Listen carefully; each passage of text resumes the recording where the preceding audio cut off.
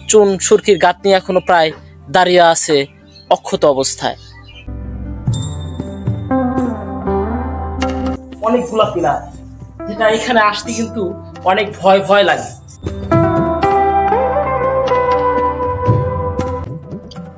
প্রিয় দর্শক, আসসালামু আলাইকুম।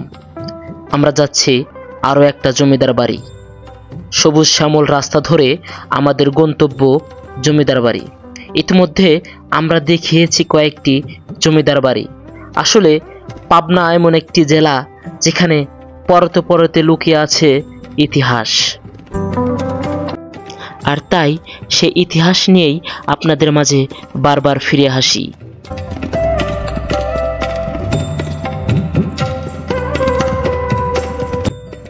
আজ আমরা এমন একটি জমিদার সম্পর্কে বলবো, তিনি একটু আলাদাভাবে জায়গা করে নেয় তার অসাধারণ গুণাবলীর কারণে।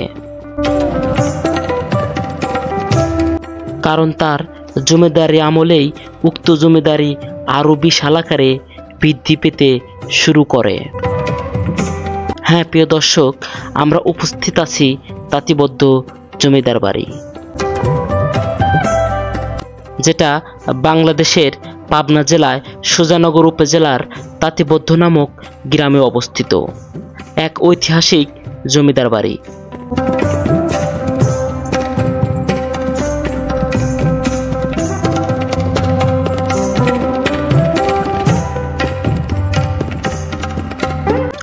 কালের বিবর্তনে আজ এই জমিদার বাড়িটি ধ্বংসস্তূপে পরিণত হয়েছে। পুরো জমিদার বাড়ি গাছপালা দিয়ে ঢেকে গিয়েছে। দূর থেকে বোঝার উপায় নাই এটা একটা জমিদার বাড়ি ছিল। আমরা চিনতেই পারছিলাম না এটা একটা জমিদার বাড়ি। প্রিয় দর্শক, আমরা খুঁজতে খুঁজতে আমাদের গন্তব্যে পৌঁছে গিয়েছি। হ্যাঁ, এটাই হচ্ছে সেই জমিদার বাড়ি।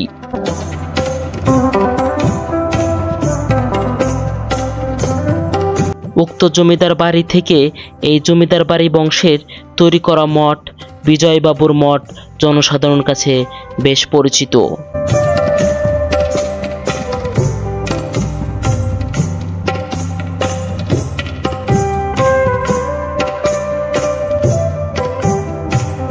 আমাদের সঙ্গী হিসাবে আছে এই ছোট্ট ছেলেটি। আমরা এখন প্রবেশ করছি উক্ত জমিদার বাড়ির ভিতরে, আর এই পুরো জমিদার বাড়ি ঘুরে দেখাবো আর জানাবো এই জমিদার বাড়ির ইতিহাস সম্পর্কে।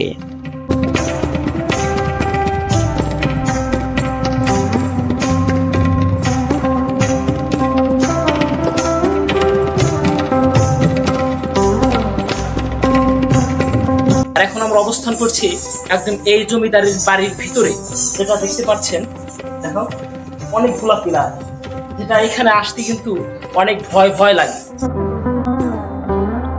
প্রিয় দর্শক, এই জমিদার বাড়িটি 1700 শতকের মাঝামাঝি সময়ে জমিদার উপেন্দ্র নারায়ণ চৌধুরীর হাতে এই জমিদার বংশ ও জমিদার বাড়ির গোড়াপত্তন হয়।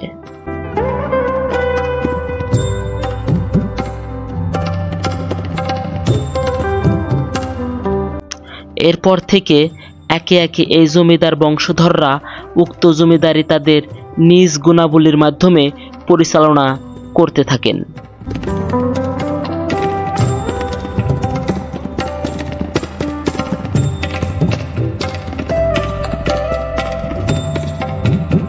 প্রিয় দর্শক, এখন আমরা উপস্থিত আছি একদম জমিদার বাড়ির ভিতরে, যেটা চারকোণে একদম আটকানো। এটা হচ্ছে অন্দরমহল বলা হয়। এটাই সম্পূর্ণ জমিদার বাড়ির একদম ভিতরে, যা আমরা সম্পূর্ণ ভিডিও আমরা দেখতে পাচ্ছি।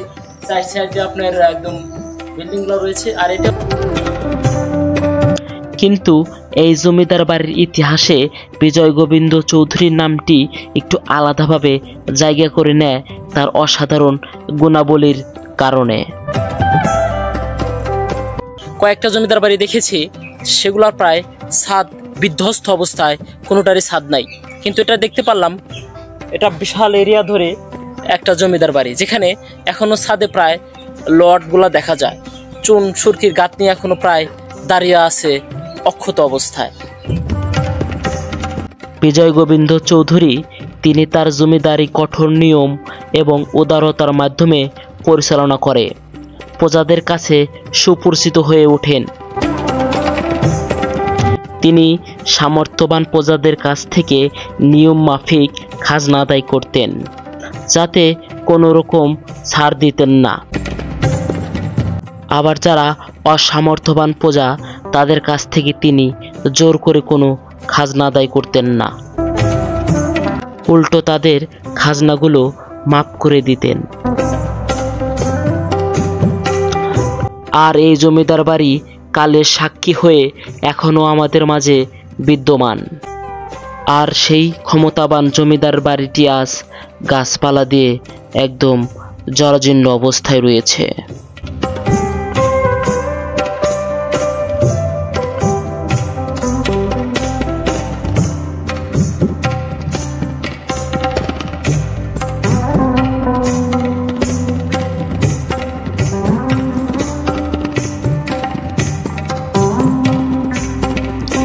বিজয় গোবিন্দ চৌধুরী জমিদারি আমলে মুসলিম সম্প্রদায়ের উপর নিপীড়নমূলক কর্মকাণ্ডের জন্য তিনি অন্যান্য হিন্দু জমিদারদের থেকে একটুও ব্যতিক্রম ছিলেন না। তিনি ওই সময় তার জমিদারি এলাকায় মুসলমানরা কোরবানির জন্য গরু জবাই দিতে পারতেন না।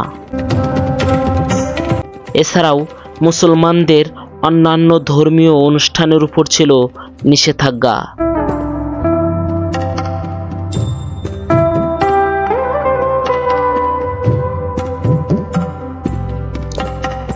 বিজয় গোবিন্দ তার শৌখিন জীবনে চলাফেরা করার জন্য হাতিবহর ব্যবহার করতেন। আর ওই হাতিবহরের খরচের জন্য তিনি প্রতি মাসে প্রজাদের কাছ থেকে আলাদাভাবে খাজনা আদায় করতেন।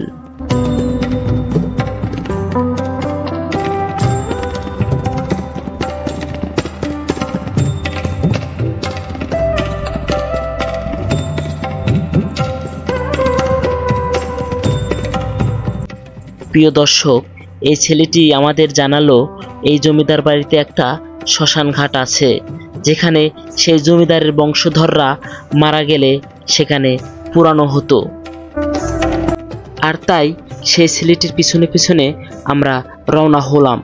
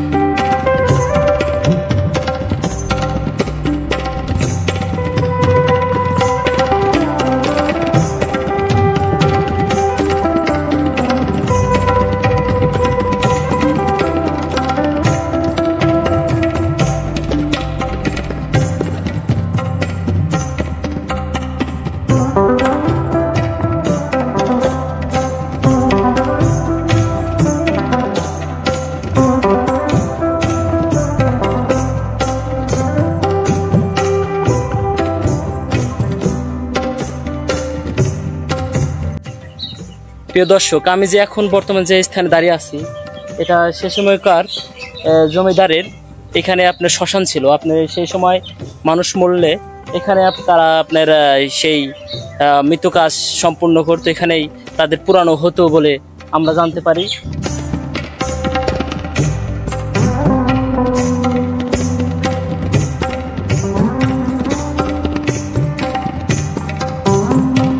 বিজয় গোবিন্দ চৌধুরী জমিদারি আমলে বর্তমান পাবনা জেলার সুজানগর উপজেলার এই জমিদার বংশদের মতো আরও একটি জমিদার বংশ ছিল, যা ছিল মুসলিম জমিদার আজিম চৌধুরীর জমিদার বংশ। মুসলিম জমিদার আজিম চৌধুরীর সাথে এই হিন্দু জমিদার বিজয় গোবিন্দ চৌধুরীর বেশ ভালো সম্পর্ক ছিল। তৎকালে আজিম চৌধুরী ইংরেজদের সাথে তেমন সুসম্পর্ক ছিল না। এর মূল কারণ তিনি সিপাহী বিদ্রোহের সময় 1857 খ্রিস্টাব্দে বিদ্রোহীদের প্রত্যক্ষ ও পরোক্ষভাবে সাহায্য করেন। অথচ তার সমসাময়িক পার্শ্ববর্তী তাঁতিবন্ধের জমিদার বিজয় গোবিন্দ বিদ্রোহ দমনে ইংরেজদের সহযোগিতা করে তাদের আশীর্বাদ পুষ্ট হন। ফলে বিজয় গোবিন্দের সাথে আজিম চৌধুরীর বন্ধুত্বের ফাটল ধরে। আর এ সুযোগে ইংরেজরা আজিম চৌধুরীকে নানাভাবে উৎপীড়ন করেন। ইস্ট ইন্ডিয়া কোম্পানিকে খাজনা না দেওয়ার কারণে ইংরেজরা তাকে বিদ্রোহী আখ্যা দিয়ে দমনের জন্য সশস্ত্র বাহিনী পাঠায়। সে সময় আজিম চৌধুরীর সাথে তাদের যুদ্ধ হলে তিনি পরাজিত হন। আর এই আজিম চৌধুরী ছিলেন পাবনার একমাত্র মুসলিম জমিদার। প্রিয় দর্শক, আমি আজিম চৌধুরী জমিদার বাড়ি নিয়েও একটা ভিডিও বানিয়েছি, যেটা আজিম চৌধুরীর সমস্ত কিছু তুলে ধরেছি, তার জমিদার বাড়ি দেখিয়েছি। কিন্তু এই জমিদার বাড়িটি সম্পূর্ণ গাছপালা দিয়ে একদম ঢেকে গিয়েছে শুধু যত্নের অভাবে।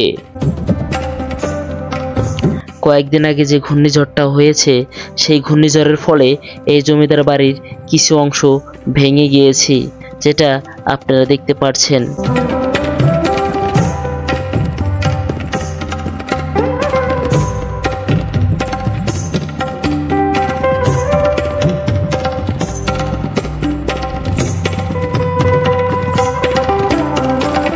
প্রিয় দর্শক, এখন আমরা যাচ্ছি ব্যাংক দেখতে, যেটা ব্রিটিশ আমলে তৈরি হয়েছিল বলে আমরা জানতে পারি।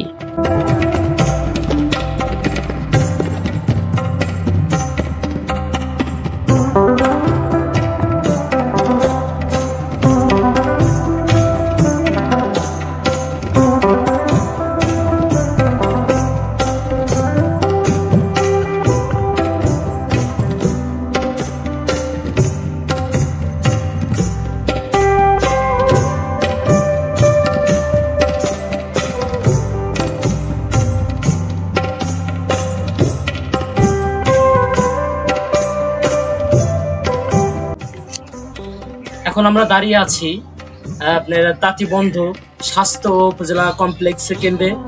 আর এটা আমরা এখন প্রায় জমিদারের এই অংশে দাঁড়িয়ে আছি। আপনার তাঁতিবন্ধ জমিদার বাড়ি পুরো এরিয়া ধরে যখন তারা জমিদারি করতেন, তখন এই এরিয়াটাও আপনার তাঁতিবন্ধ সে জমিদার বাড়ির এরিয়ার মধ্যে পড়তো। এখন আস্তে আস্তে সব খণ্ড বিখণ্ড হয়ে গিয়েছে।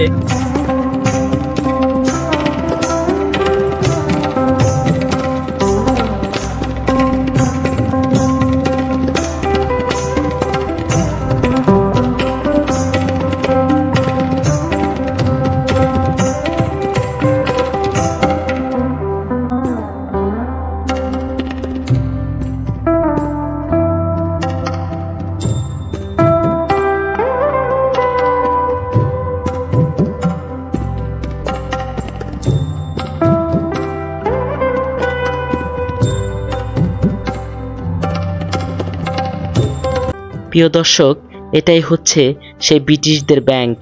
এটাই ব্রিটিশরা ব্যবহার করতেন। প্রায় 200 বছর তারা শাসন করে গিয়েছেন। বাংলাদেশের প্রায় অনেক জায়গায় দেখা যায় ব্রিটিশ স্থাপনা। ব্রিটিশদের ব্যবহার করা সেই ব্যাংকটি আজ ময়লার স্তূপে পরিণত হয়েছে। প্রিয় দর্শক, তাঁতিবদ্ধ জমিদার বাড়ি থেকে আমি রতন হোসেন জয়। যারা আমার এই ভিডিও দেশ এবং দেশের বাইরে থেকে দেখছেন, তাদের জানাই আন্তরিক ধন্যবাদ। আবার অন্যদিন অন্য কোনো ভিডিও নিয়ে আপনাদের সামনে হাজির হব। সে পর্যন্ত ভালো থাকবেন। আল্লাহ হাফেজ।